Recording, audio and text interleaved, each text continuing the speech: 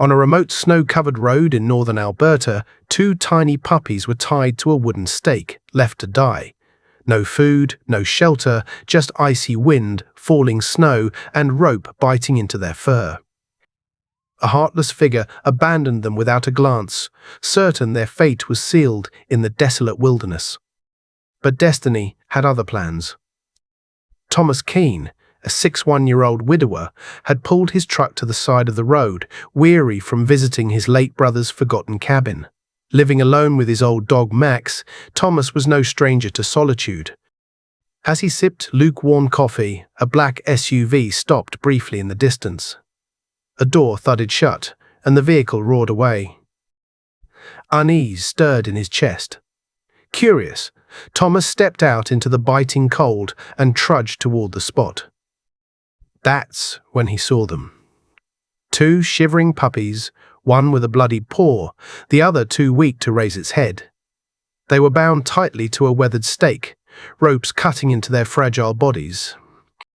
No barks, no struggles, just quiet, pleading eyes meeting his. "My God," Thomas murmured, his breath clouding in the air.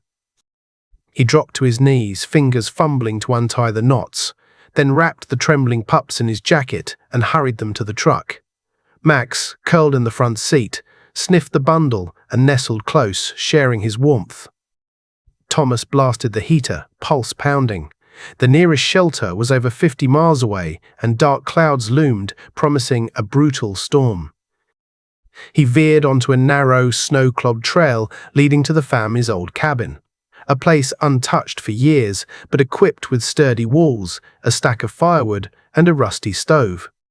Inside, he sprang into action, spreading towels near the crackling fire.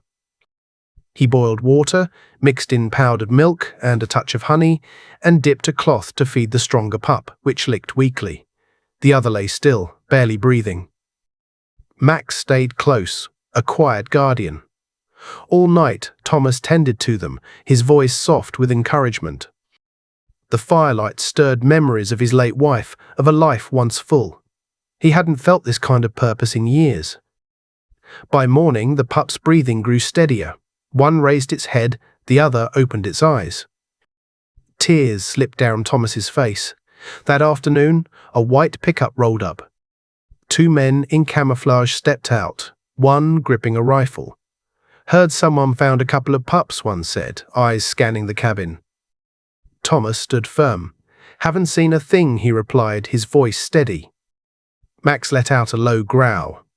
The men hesitated, then retreated to their truck. The storm struck that night, fierce winds rattling the cabin, snow piling high.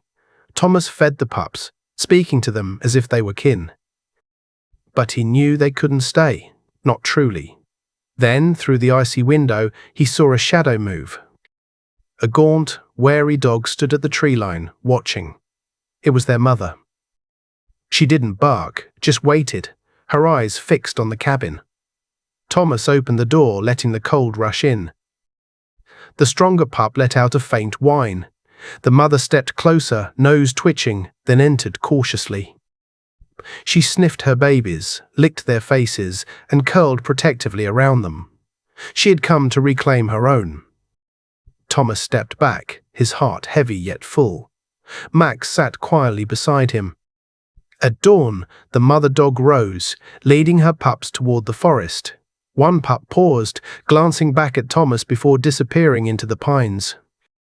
Thomas stood in the quiet, Max at his side. "We did right, old friend," he whispered. "We did right.